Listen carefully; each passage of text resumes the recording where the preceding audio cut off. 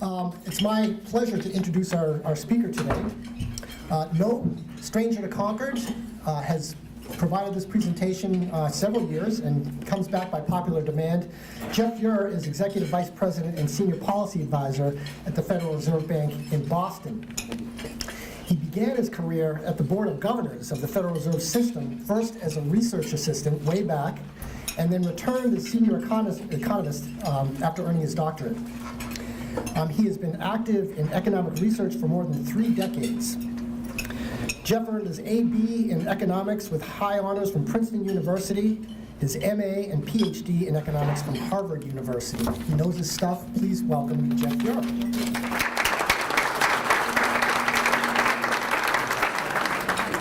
Thank you.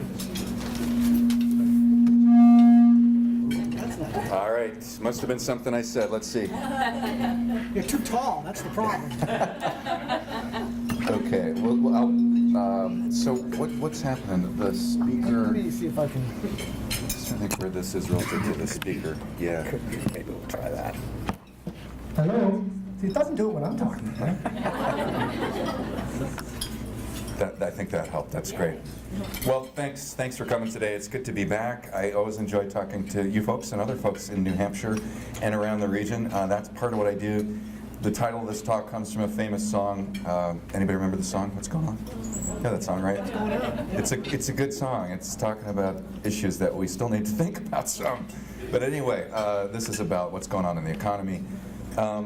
I'm going to start by talking about what's going on in the stock market, because I think that's maybe what's in the front of everyone's mind. And, you know, it's fascinating to me that for some time, I mean, it's not just the last couple of years, but certainly over the last couple of years, there have been any number of disruptions to normal activity. And despite that, the market has kind of just done this, right? It's moved up and up and up. There are times we thought disruptions either here or abroad were going to bring the stock market crashing down, and it did not until October 3rd. That's the date that the market started turning down. Now, an interesting question is, why did that happen? Does anybody know why it happened? Do you have an answer to that? You should, actually, because after the fact, it's easy to explain everything. What I didn't hear is anybody on October 2nd saying, you know, tomorrow's going to be a rough day on the market. Just watch for it. Nobody said that. So nobody actually knew what the trigger was. There are a lot of ex-post explanations. Some of them probably have there's some sense to them, so trade, maybe weakening foreign growth, that could be. Of course, people said it's because the Fed's tightening. Although we started that in December of 2015, and the market didn't seem to care then, and we kept doing it a little bit very predictably, and especially in the last couple of years, we did what we told people we would do, and that's what we did, and that's what happened. But somehow on October 3rd, that was news, and so the market fell. So anyway, I'm just saying, look, the market goes up and down for all kinds of reasons. The first chart just shows you that it wasn't just one market, it's both tech and other stuff. Everything went down, and the sectoral indexes that I've shown you there suggest that on that day, in any event, everything kind of went down. It wasn't that it was only trade-sensitive or only interest-sensitive sectors. Kind of everything went down. And as I'll show you in a second, the signs of real weakness in terms of employment or real economic activity, not just what financial markets think about the future, that has not shown any real weakness so far. So the markets predict downturns, don't they? I mean, they're really good at that, right? Well, there's a question mark at the end of there, so maybe I'm skeptical. So the answer is yes, sometimes they do predict downturns, and sometimes they don't, and then sometimes they predict downturns that don't occur. So this is a chart which looks a little, it's almost art, actually. Wait, why don't I do this? That's worse. That's definitely worse. Okay, and I wouldn't spend my whole day with my back to you. My mother would be embarrassed. This is, what's the artist who does stuff? It's not Jackson Pollock exactly. It's not Mondrian. Maybe. Oh, well, I'll say it's Mondrian. Anyway, it's some famous artist. I don't know that much about art, but anyway. What the chart is it's showing you all of the recession episodes from 1960 to the present. It doesn't show all of economic history, because those gray shaded areas, those are areas when we were in a recession, and of course we've not been in a recession continuously for the last 58 years. But these are just the recession episodes and the couple of months preceding them. So gray lines show you what we're in a recession. The red line is what was the change in the S&P 500 stock index for the 2 months, at the 2 months of that month and the month before. So just if you look just to the left of one of those gray bars, what you can see is that sometimes the market goes down, and sometimes it doesn't. Sometimes it goes up. Sometimes it's doing nothing in particular. Certainly during recessions, the market goes down, but that's kind of, you're in a recession, and so the market's not happy.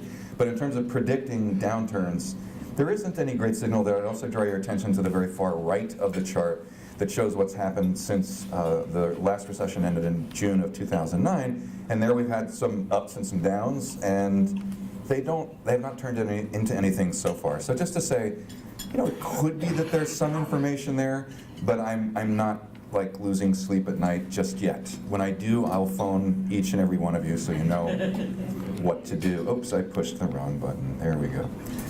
So we'll keep an eye on that. As I said, in the actual data that we have in hand through October, there's no sign that things are doing poorly. So first, growth, which is the top couple of lines, real growth in GDP and some of its components, is doing okay. So the release that came out actually was revised yesterday for this is the growth rate for the third quarter of the year. 3.5%, the quarter before, 4.2%. That's a pretty healthy growth rate, certainly by today's standards. A lot of that is consumption. Consumption continues to do well. Don't pay attention to what the newspapers say about what happened on Black Friday and Cyber Monday. They have no idea, and it's really hard to tell, and it's very hard to filter through that data and figure out what the actual trend is for holiday spending. Plus, there's an enormous seasonal factor. That is, roughly 50% of retail activity occurs around the holiday seasons. But what it means to be around the holiday seasons is changing. It used to be it all happened between Thanksgiving and Christmas Day, and now it happens a month or more before, and a lot of it spills into January, and so it's really difficult to tell from those newspaper reports of activity. It looks, however, like consumption growth is continuing just nicely. It is the case that the growth that comes from building new homes, whether they're single family or multifamily, is not going to support the economy. That is slowing down a bit, and that's largely because the cost of home ownership has gone up. Both the price of houses is up, and yes, interest rates are up a little bit, not dramatically, but enough to slow it a bit. So that's not going to support growth. Looking at the labor markets, next couple of lines there, employment growth in October, 250,000 jobs added, about 220,000 jobs average per month over the last 3 months. That's a pretty healthy pace for an expansion, right, that began in June of 2009, so it's now 9.5 years old. That's a pretty healthy pace, and just to let you know what's the benchmark for that, because most of you might not know what the average rate of growth of employment is in the US by this measure, but just to say, so if we were at full employment and then people entering the labor force as they came of age or finished their education or whatever, they all got jobs. The number of new net jobs we'd need to provide each month is about 100,000 in the U.S. economy. So at 200,000+, we're clearly exceeding that. That's why the unemployment rate is still going down. But it also means that at some point that gets to be unsustainably fast growth. We're happy to see it so far, but it probably can't last forever. I keep doing that. So anyway, labor markets as a consequence, so the unemployment rate is the third line from the bottom. The unemployment rate is at 3.7%, which is getting pretty darn low. We haven't seen that since the 1960s. That means, and it's not just the statistics, and it's not just that statistic. Lots of other statistics say the same thing, but so do the people that we talk to from around our region, from around the country. Pretty much everybody you talk to says, yeah, labor markets are tight, it's not easy to find people. There are secular components to that. That is, there are sort of long-lasting issues about the skills of the labor force and so on, that's for sure. But in terms of the cyclical variation, we're probably really, really tight. And of course, one sign of that is at least now we're starting to see some pickup in wage inflation. It was around 2% a couple of years ago on average. It's 3%. Doesn't really matter too much which measure you look at, around 3%. That's not gangbusters, but it's better than it was. And overall price inflation is actually right at our target right now. So we hit it. So when we do our performance evaluation at the end of this year, I'm getting a huge bonus for this because we hit the target to the second decimal place. So that doesn't happen that often. So that's us, but of course, we don't live in isolation. You know, the U.S. is not as open economy as people make it out to be. Trade matters. We're not as open as lots of other countries. But still, the growth in the rest of the world matters. So what's going on there? Well, this just shows you what the International Monetary Fund is saying about their expectation for growth in 2019. And they revised it down a little bit in October versus the forecast they made in July over the summer, but not dramatically. But you can see it's true not just for the entire globe, but also for advanced or emerging market economies. Both of them were revised down, but just a little bit. So that's something to watch out for because growth is slowing a little bit, particularly in the euro area. We can see that a little bit in Japan.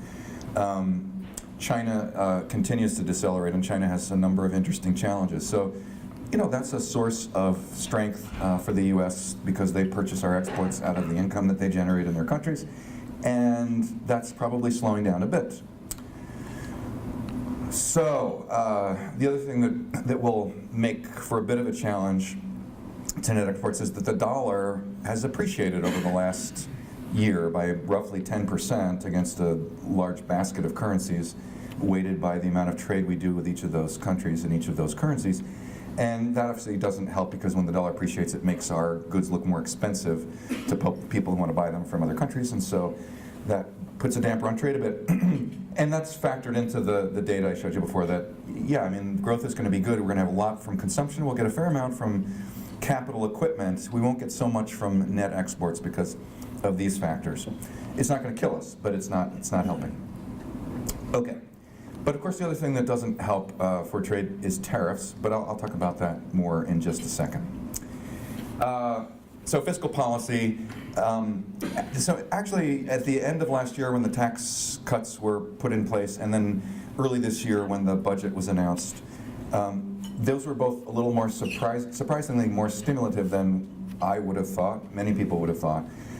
This gives you an estimate of what the effect on growth is from both the tax cuts and the little boost in spending that came from those two actions. And the answer is they add something in the neighborhood of a half a percentage point to growth, which is significant.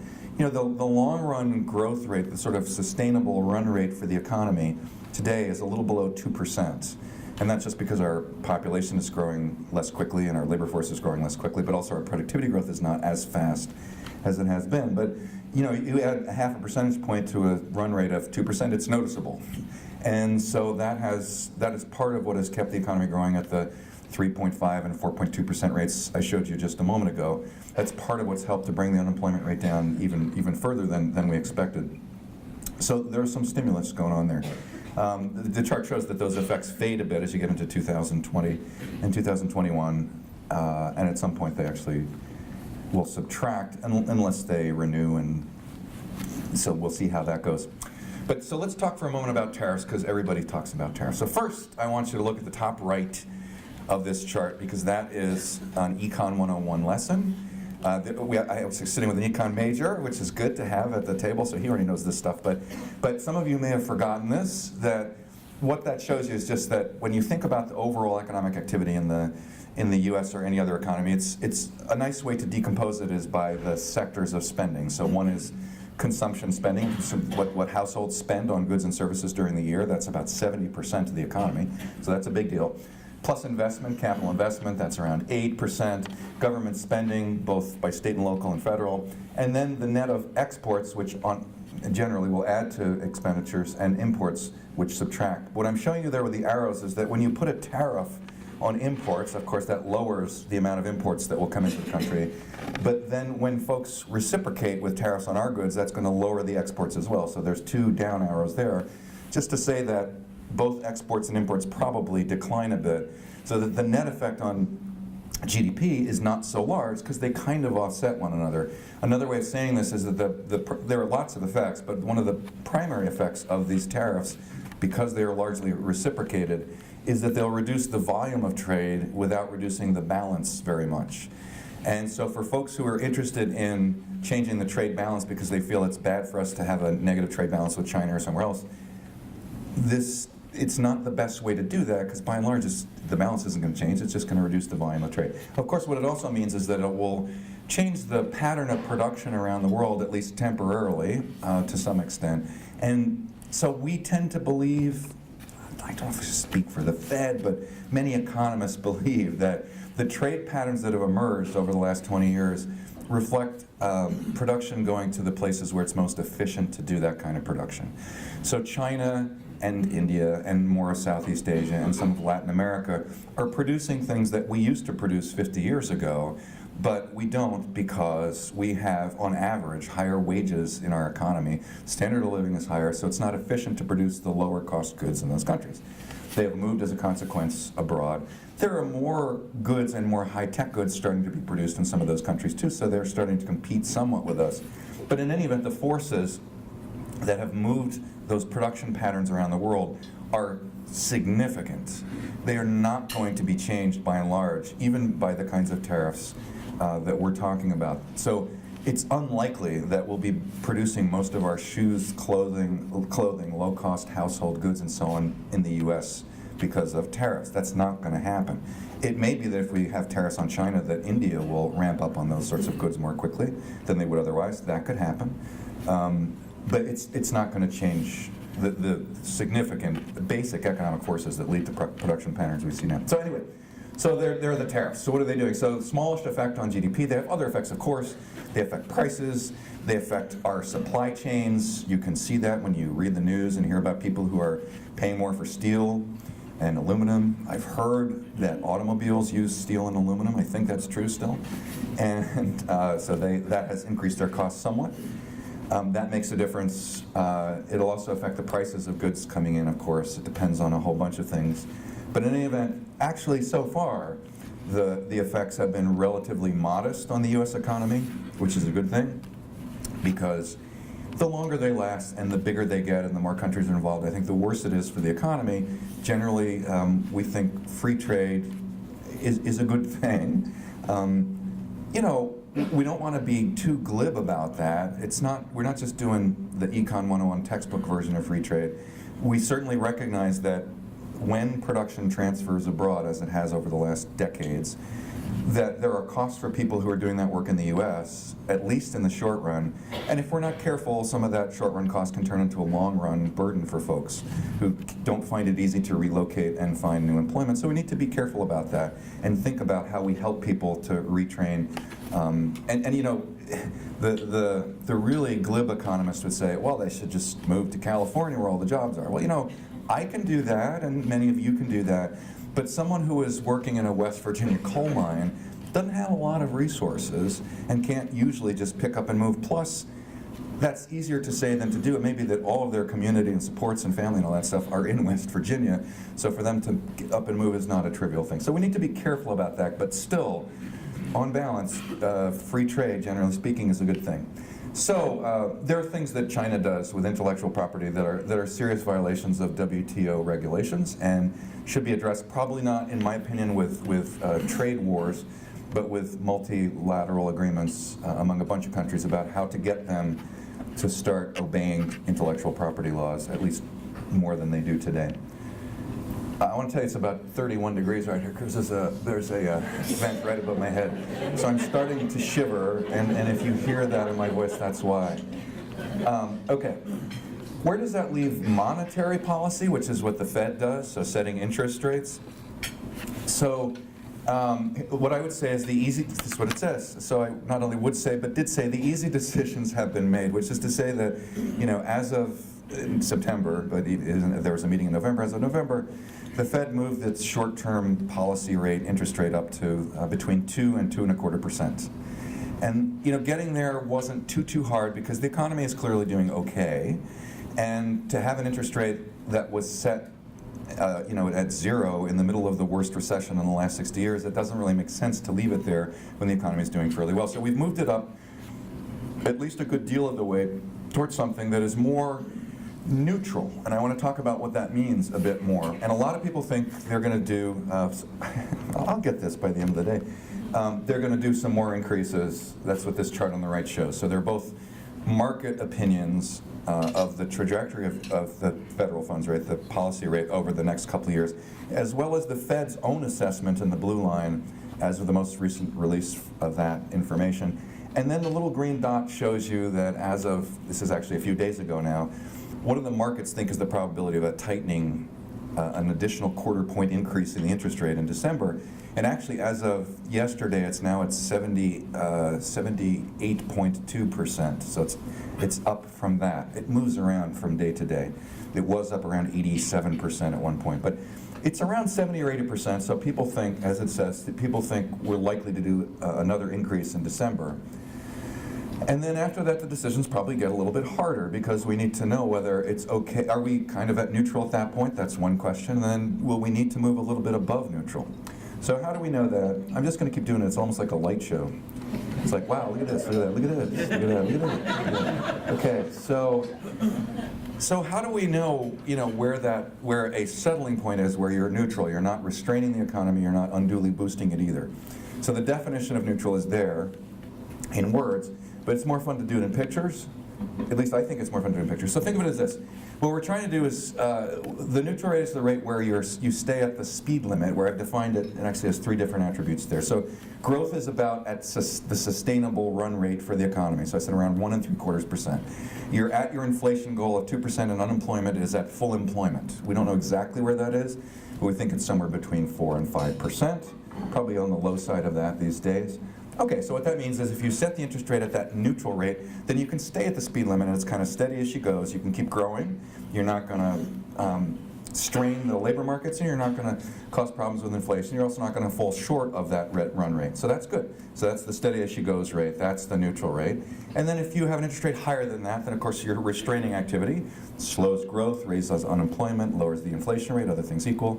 There are times when you might want to do that, but that's not maybe where we are today just yet. We'll see. And then, if the interest rate is below that, the converse happens. You spur growth, unemployment falls, inflation goes up. So that's how to think about what the neutral rate is. It's the one that helps you stay at that nice Goldilocks kind of an outcome. So are we at the Goldilocks point today? That's what this slide is about. And so what do you think? Are we there? Are we about to get there? We have a ways to go? We went too far? How many of you think we're pretty much right there now? Goldilocks. Okay, 9.5 people. Who's the half person? How many people think we went too far? Tim? No, you've actually got, okay, we've got 5 people. How many people think we still have a little ways to go before we actually get to where we need to be? So that would win in a vote, not by a big margin, by some over. Okay, so here's what I think. Are we there yet? So let's look at growth. So growth recently has been actually rising and above the sustainable run rate. So that could be okay, but we also have at the same time that unemployment is probably getting a little bit low for my comfort, and I want to tell you why I would worry about that in a second. It may not be the reason you have in mind, but anyway, it's below that band of estimates of where the kind of full unemployment rate is, somewhere between 4 and 5%. We could be wrong about that, but in any event, we're on the low side for sure. Inflation is exactly where it should be, as I said. That's why I'm getting a $7 bonus this year. And then, so are we at this nice Goldilocks point? I'd say we're there, or maybe a little bit past. Maybe a little bit past. So not terrible, but I mean pretty good. If we're a little bit past, it's not like we're way past, but we're starting to stretch things a bit. So then the question is, okay, that's fine, but where are we going? Because monetary policy set today does not, as it turns out, affect the past. Right? So we don't have the Back to the Future machine or anything, that DeLorean car. That was the stupidest idea. I mean, how like the DeLorean runs around. I mean, that's crazy stuff. Anyway, but it was sort of a fun movie. So we don't have that. So we're thinking about what will happen in the future. So the question is, are we going to stretch the economy further, or are we going to stay near the Goldilocks point, which is kind of where we are today? So these are the forecasts of a bunch of people, both inside the Fed and private forecasters, a couple of different private forecast measures for this year, which is less interesting, in the next couple of years. And what all those people are saying is we're probably going to grow a little faster than the sustainable rate, certainly this year and probably next year, and then maybe slow down to sustainable in the next year. But that means we may be stretching the economy a little bit more, because if we're going a little faster than sustainable, and if you looked at those same forecasts, they'd say the unemployment rate is going down a little further to 3.5 or maybe 3.3%. That's pretty darn low. And if that's the case, then we might need something that's a little bit more restrictive than neutral policy. And so the line between neutral and restrictive, I told you the definition, I showed you the pictures, and this is the current estimate from the Fed. The FOMC is the Federal Open Market Committee. We use that abbreviation all the time, but that's the policy committee that sets interest rates all the time. Their estimates are that neutral rate today, on the furthest right, the red square, the furthest right, is about 3%. So that says if we got the Fed funds rate to 3%, we'd be not restrictive and not expansionary either with respect to monetary policy. I'm showing you the other parts of that chart because that estimate has changed over time. There are reasons for that. But just since 2014, their estimate has come down from something above 3.5% to something around 3% today. And then the green bars tell you that these are estimates that come from all of the people who participate in setting monetary policy. And there's a disagreement about that. Some people think it's a little lower, some a little higher. The central tendency today is actually around from 2.75% to 3.25%. So around 3%. Where do those estimates come from? Well, we have our methods, but here's a simple way of thinking about that. So we look at the history of what happened to, in this case, happened to the unemployment rate. Was it going up or going down? Throughout this period, of course, it's been going down. And then where was the federal funds rate? And then from that and a few other things, we could gauge whether that federal funds rate was boosting the economy or restricting it. And what you can see is during this period, from a federal funds rate of around 0 to up to today, a little above 2%, throughout all that period, up to the most recent month's unemployment data, last month, October, the unemployment rate is falling consistently. So that suggests that those interest rates were somewhat stimulative, right? Wherever the neutral rate is, it's above that because we had rates up to, say, 2.25, and those were still stimulating the economy enough to bring the unemployment rate down noticeably year after year after year. So we are still probably a bit stimulative at 2.25%. That's what it says. I would also tell you that we don't just make tables like this and kind of, it's about like that. We actually do a lot more work than that, and the more sophisticated estimates say the same thing. Okay, so we're probably still a little bit below neutral. The economy's growing a little faster than sustainable, and we're at the Goldilocks point or maybe a little bit past. So how far above neutral would a central bank like the US, which is really only trying to do the best it can for all of you guys out there to keep the recovery going? So the answer is, it's tough to say. We have two risks to balance. We could increase rates too quickly, and if we do that, we might cause the recession that we're trying to avoid, so we don't want to raise rates too fast or too far. Or we could raise rates too slowly. We could leave them where they are today, in which case the economy would probably grow even faster than those forecasts suggest, because as I showed you both the forecast and people's assessment of where interest rates are going. Those two go together. And so what people think is we're going to grow above potential even as interest rates rise a little bit above 3%. If we didn't do that kind of increase, then the economy would grow even faster, unemployment would be even lower. And what would happen? So that's a good question. What would happen? And the answer is it depends on the episode. So we've had times where the economy grew a little too fast for a little too long, and inflation came out of that. Serious inflation, like, we're today about 2 or 2.5. 14% inflation is what we had in 1981. So that's serious inflation. People really hate that. It starts to cause problems. I don't think that's the biggest problem we face today, actually. I think there are two other problems that could arise. One is what happened in the last recession is we had a very strong economy for a while, fairly low interest rates, although the Fed raised interest rates a bit, and we had serious financial imbalances. I mean, right, there were folks doing dumb stuff. And that caused, as you may recall, I think all of you in the room were alive at that time, you may recall that caused some serious economic upheaval that was not fun for anyone. So financial instability could be the outcome of an overstressed economy, but so could misallocation of real investment. And that happened in the last recession as well. There was way too much investment in housing. Way too much, right? It's just so the poster child for that is Nevada. There are other sand states and a few other places where this happened, but Nevada, there were deserts. I mean, they were deserts, and there were housing developments built, and nobody will ever live there. There's nothing there. There's no fire department there now because there's nothing. If the houses burn down, there's nobody in them. There's no police department. There's nothing. They were way overbuilt. It was just crazy investment in housing because there were all sorts of skewed, distorted incentives to build houses. that was part of what led to our downfall. That was not the only thing. But anyway, so you can have a real distortion of where real money and real investment, physical investment goes. None of that would be good. So we're trying to avoid that. This is just another way of looking at the way the policymakers think about their guess of where policy rates are going to go. They publish this once a quarter. This is called the dot plot because it has dots on it, and people have just the most creative names for these things, you know. I like the art metaphors. This is pointilliste, right? Remember pointillisme? It is a French term for they use little tiny dots to make the pictures, you know. Pointillisme. This is a pointillist picture of the path of interest rates. And again, it says it's going up to about 3.4%, and then in the long run, that's what LR stands for. In the long run, it's going to be around 3%. When that happens depends on a whole bunch of things. But so our goal is to raise rates fast enough to keep the expansion going, not so fast that it collapses in a heap, not so slow that imbalances build, as they historically have always done, in a way that would bring the economy down one way or another. And so now I have for you a Latin phrase. Can anybody translate that Latin phrase? Give it a shot, because there's some cognates in there that will help you. And it's more art than science, right? I think we used to pronounce it in Latin class. We'd say hoc plus artis quam scientiae, or scientiae, depending on who your Latin teacher was.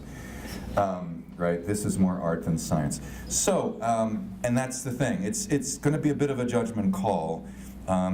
Vice Chair Clarida, who was my office mate in graduate school, was saying the other day that means we're likely to be more dependent on the data as it comes in to determine what we're actually going to do. Because we're trying to thread that needle, not an easy thing. We will see how that goes. So that's what I want to talk about. We have some time for questions, I'm pretty sure. I didn't talk that long, right? No, yeah. We got plenty of time for questions, good.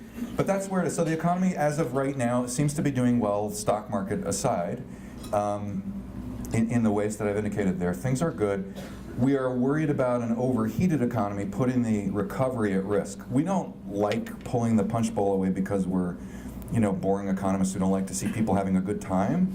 There's some truth to that, but I mean, we probably are boring economists, but it's not. That's not the reason. It's that I think I showed this picture here last year. I think I did.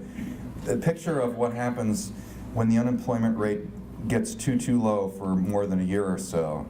And so since 1947, just after World War II, that has happened a bunch of times, and every single time it happened, we had a recession after that. It just led to an unraveling, which is to say there are limits to natural economic growth. There's some natural limits to the economy. Not that it can't keep growing, it can.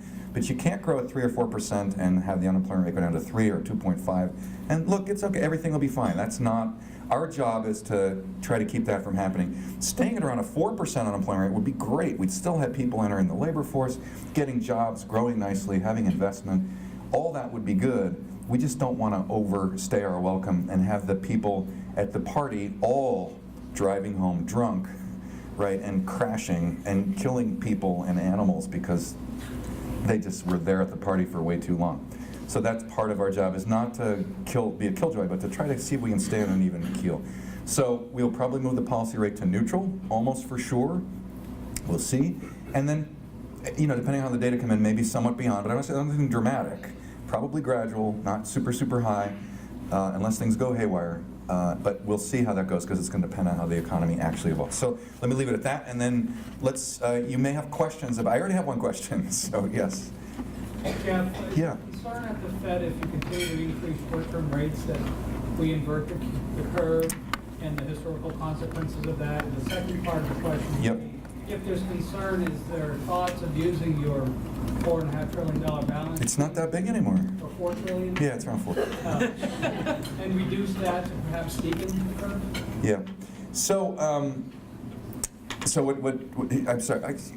What's your name again? Sorry. Greg. Greg. Sorry, because we've met before. Sorry. It's nice to see you again. So what Greg is talking about, he called it the inversion of the yield curve. What that means is in normal circumstances, the rates paid on short-term interest rates are below the rates paid on long-term interest rates, because if you invest your money in the long term, you're taking some risk to tie it up for that long, and you want to be compensated for that, right? So that's the normal circumstance. what Greg is saying, though, is there are times historically when short-term interest rates have moved above long-term interest rates. That's called an inversion of the yield curve. Yields from short to long, sloping downward as I look at them, or as you look at them perhaps this way, short to long. That's less normal. There is a statistical regularity, for sure, that when that inversion happens, when short rates get above long rates, a recession seems to follow. Okay. So, does that mean that there's a causal relationship between an inversion of the yield curve and a recession? Maybe not. But it is a statistical regularity, and it's something that everybody follows.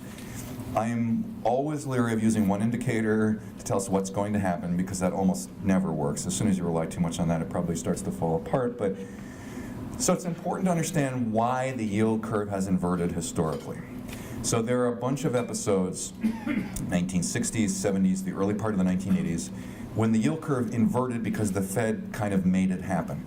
They moved the short rate up a lot because inflation was really high, and the best way, that may not be the best way, but the best way we have to get rid of inflation is to cause a slowdown in the economy, and that gets inflation out of the picture, and then we go back to normal. So those yield curve inversions were really caused by the Fed. There's some other yield curve inversions that were not caused by the Fed, but they did precede recessions. And that was true in 1990, 2000, and 2007. So in those cases, what was going on had much more to do with, as I said earlier, especially for 2000 and 2007, financial conditions and risk perceptions than it did about the Fed trying to, eradicate inflation. That wasn't really the issue. So it really depends on what's going on. So I think actually we're going to find out that it isn't the case that every yield curve inversion leads to a recession. It could, but it's not necessary. The other thing I would add to this is that when people talk about inverting the yield curve, what they typically do is say, well, the 10-year Treasury rate today is at 3.05%. It was this morning. I don't know, plus or minus, right? Okay. And as I said, the federal funds rate's it's around 2 1/8 percentage points. So we're still in the normal configuration, going from short to long rates higher than short rates. But people say, well, if you move the short rate up to 3 or higher, you could be above that 3.05% Treasury rate.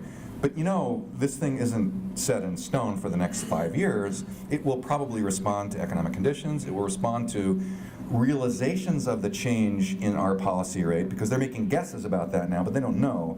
When it actually happens, some of that uncertainty goes away. Those long-term interest rates might also go up. So just raising interest rates doesn't automatically mean that you're going to invert the yield curve. So there's a bunch of stuff involved. We will see how it goes.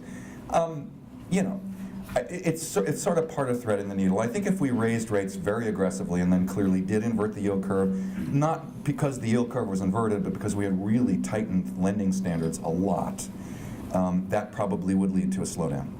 So the question is out there, and people ask it almost all the time, but that's my answer, is that I am going to follow the fundamentals on the economy first. If for strange reasons, like say the 10-year rate drops a lot, and the yield curve is inverted, what that probably would indicate is that today the rest of the world is slowing down. The U.S. is still seen as a relatively safe place to invest. Dollars flow into the U.S., mostly quite a bit into U.S. Treasuries, and that'll depress their yields. Is that a bad thing for the U.S.? Well, on net, it means we're still good relative to the rest of the world. Does it mean a recession is coming? It depends. Maybe not. It may mean we're just the strongest country in the world, and that could happen. That could invert the yield curve. That'd be a big move in 10-year Treasury rates, but it could happen as we gradually raise short rates. So it's too.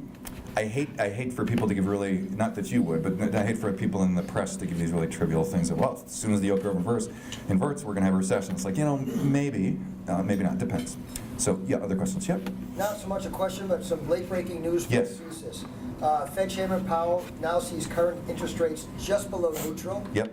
And Kramer says Powell blinked on rates. Very big change in view from the Fed chief. Yep. So, forget the Kramer part, because he says all kinds of things. He just yells and dances. It's kind of entertaining, but I don't turn to him for economic insights. No. So you saw in the chart that there's a diversity of opinions about where the neutral rate is, and what the chair means by we're just a bit below neutral as of now. is open to interpretation. But as I said, suppose, he doesn't actually tell us exactly what his neutral, he hasn't said to the public what his neutral rate estimate is, but suppose it was 2 3/4%, and we're at between 2 and 2 1/4, and it's widely expected we'll go to 2 1/4 to 2.5 in December. Are we just below neutral? Well, yes, we are. So is that inconsistent? Not really. Kramer, of course, is in the business of making news because that makes people pay attention to him, and then ad revenues go up and all that. I don't actually think that's big news, but I do think it's actually quite consistent with what I'm saying. The chair and I agree on pretty much everything, so you can take me as a proxy for that. Yeah. So what imbalances are you worried about? Because when I look at interest rate sensitive parts of the economy, they're already reacting. You're seeing autos pretty slow, housing, excesses in apartment buildings Yep. taken out, permits dropping. Yeah, so, And it's not just the curve, it's the tips market. And your dot plot, you already showed us, the bond market has a lot more votes than the FOMC, and they're saying, 4 and 19 would be way too much. So what imbalances are you worried about? I don't think it's the consumer. Yeah, no, I'm less worried about the consumer. They seem to be doing pretty well. Even though their net worth took a little bit of a hit from the recent stock market movements, that net worth is not evenly distributed among consumers. And they still have housing price increase. They have net worth in housing that's grown a lot over the last 8 or 9 years. So yeah, I think the consumer is probably okay.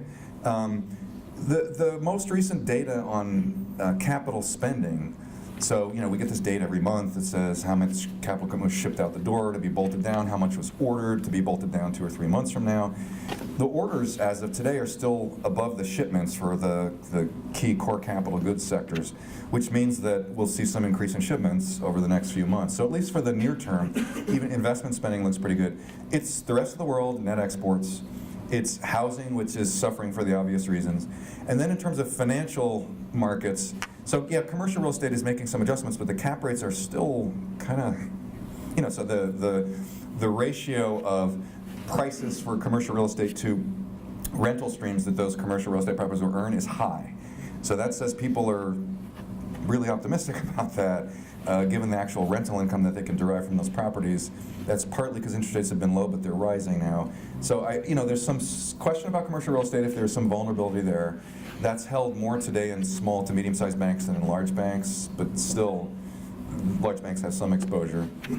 So that's an issue. And then leveraged lending generally is, there's all kinds of data on the lending standards for leveraged lending. Covenant light, changing, all kinds of things are looking a little bit, over-eager. That's a fairly good-sized market, a set of markets, and so worry a little bit about leveraged lending. And you've heard, actually Janet Yellen was talking about this the other day, former chair of the Fed.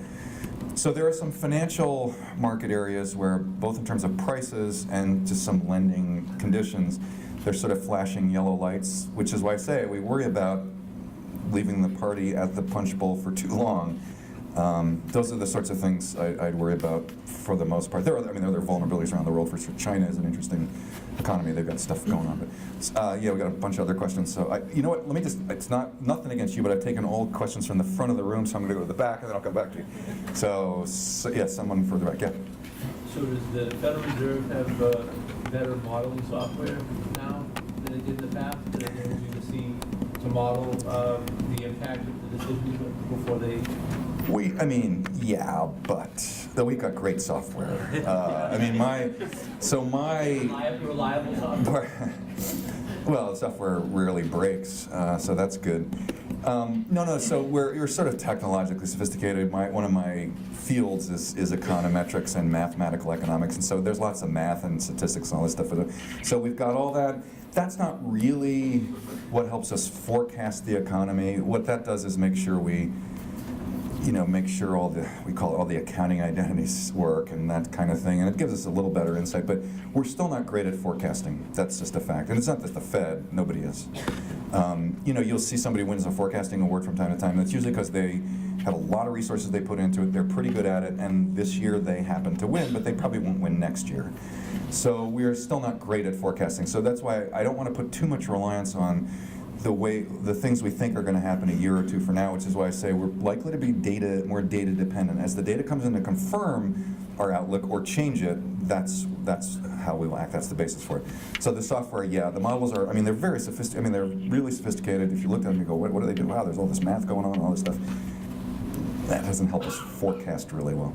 It helps us do some other things well. Like, it helps us think about how policy affects the economy a little bit better.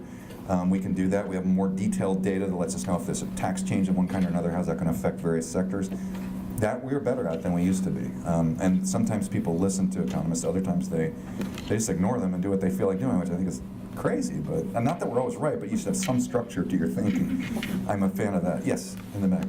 You said that the tariffs so far haven't had much impact on GDP. I mean, in the overall economy, yeah. Right. If we have a full-out trade war with China, I understand we export about 100 billion, we import about 500 billion. If we went all to the wall in the administration as a complete tariff on all Chinese goods, at that point, would there be a substantial impact on the economy? So, yeah, well, I mean, so it depends. Right now, so yeah, it's about right. It's like 550 we import from China. It's 160 billion we export to China, something like that, which means China has limited ability to extend their tariffs on us. We also have some limit to, so we've already got more than half of Chinese goods are in value are subject to a 10% tariff.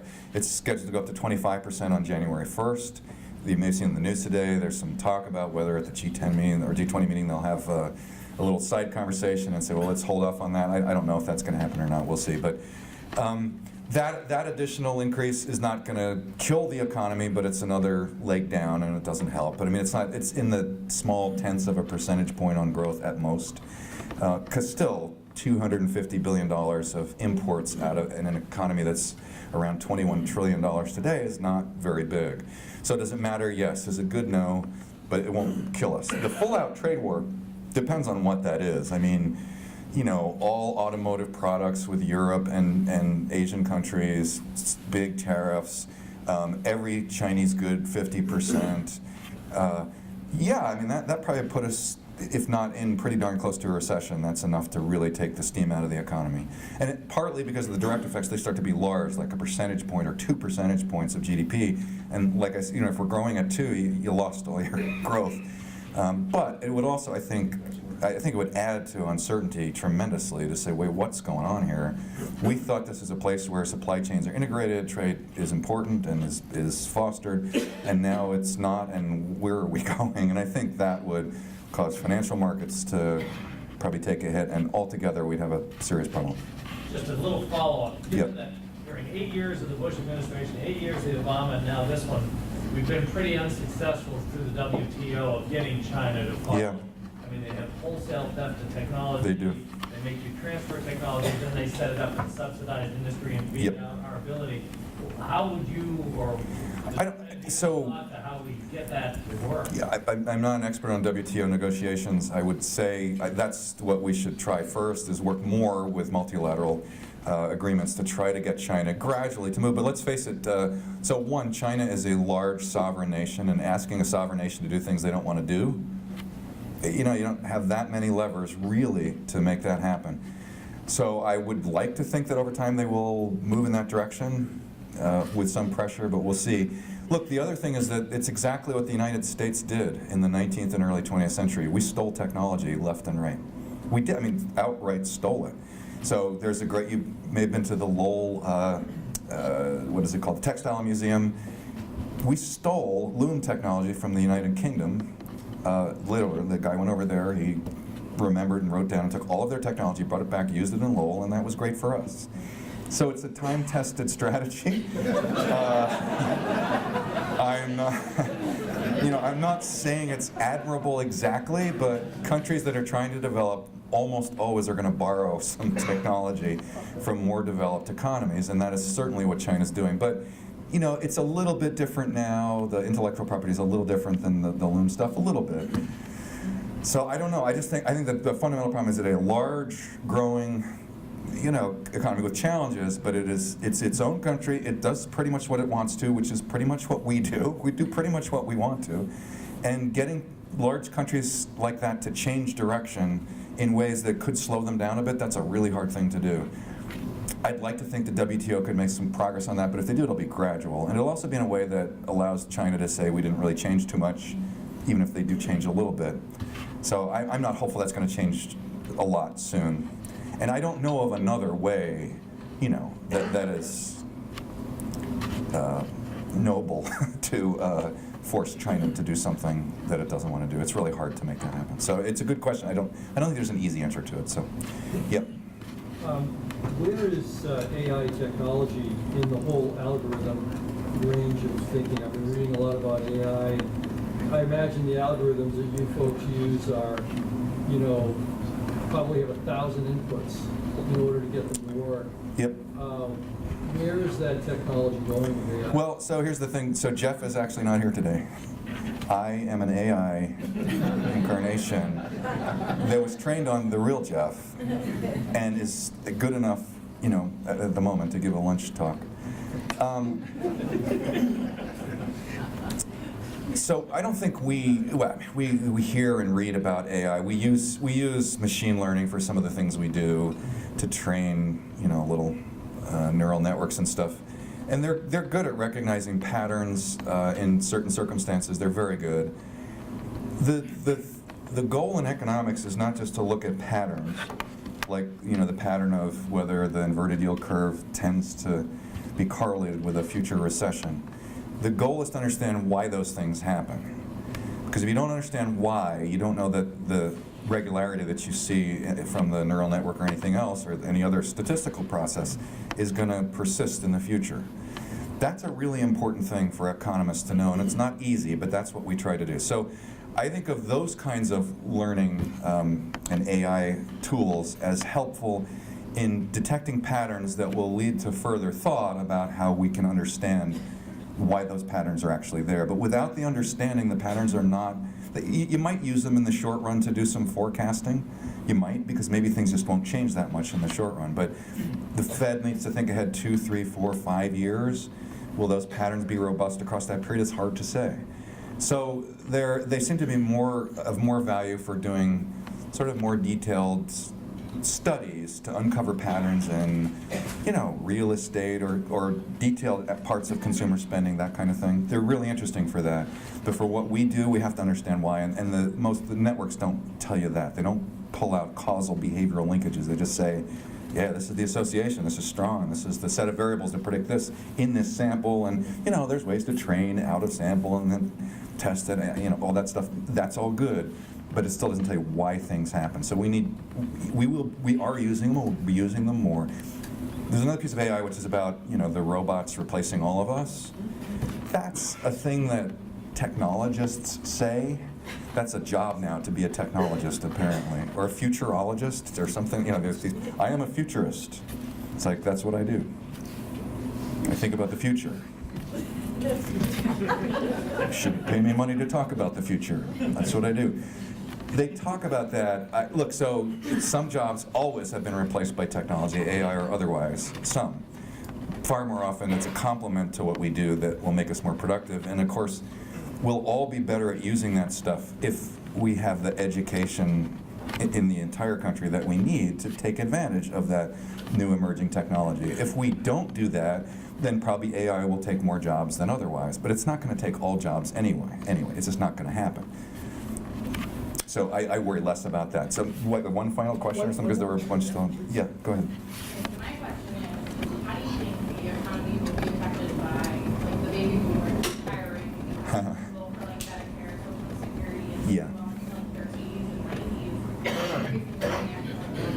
90s? I'm glad to hear that. I'm a baby boomer. I hope to live into my 80s and 90s. We'll see how it goes. So far, I'm in good health. So the good news about those demographic changes is that they're pretty predictable. It's one of the things that our software is really good on that. Right? We know that people age 1 year per year. So we knew that. We're good at that. Yeah, I could be a futurist, exactly. Maybe I should think about a career change. So we know what that is going to do and what kind of pressures it's going to put on Social Security, on Medicare, There are murkier things about how knowledge transfer occurs, and like calculating what's called the dependency ratio, which is how many people are working versus how many people are retired. We can do that. That's easy. But then, like, what happens in the transition as lots of businesses that are run by baby boomers, do they find someone to replace? And that's an ongoing challenge. That's starting now. You hear people real people on the ground talking about that. So those are interesting margins I think we know less about. But with respect to the things we know about, the challenges there are that if you are having a hard time sleeping one night, go to the Congressional Budget Office's website and look up their projections over the next 20, 30, 40 years for what happens to not just the deficit and the debt, but the pieces that come from Medicare and Social Security. And those are big, so they write it under current law. The law can change, but right now, nobody's working hard to change how Medicare works, or Social Security is easier, but still needs some changes to be sustainable. Nobody's working hard on that. Those things are really going to make a difference to our deficit and debt position over the next, it's really starting now, and over the next 10 to 20 years, we should do something about that. And that's a consequence of demographics, of an aging population. It's good that they're staying alive longer and all that, but that has consequences. The other challenges that matter a lot, Boston College has a great center on retirement studies that just shows that most people, when they reach retirement age, are not prepared financially to retire. That's a problem. I mean, people don't save enough. They buy cars and big screen TVs and second homes and whatever they can afford. They're not really good at saving. Someone in my family taught me that, and we were just talking before, I am fortunate in that between the amount of money that I've saved in the pension from the Fed, today I can retire and make the same amount of money as I make for working, which makes you wonder, why am I still working? But it must be there's something I like about it. But I am the exception, and that's from whatever parental and grandparental training I got. Most people are not in good shape. So that's another challenge, is what does savings and retirement look like for the bunch of people who don't really have the resources they need to retire and live comfortably. So yeah, we're sort of onto that, but there are a lot of big questions, some of which we know, some of which what needs to be done but it's not being done, some of which we don't quite know how it's going to change. So it's an interesting, demographics, who thought it would be so exciting, aging 1 year per year, but that actually, it makes a big difference. All right, thanks. Thank you so much. You're welcome.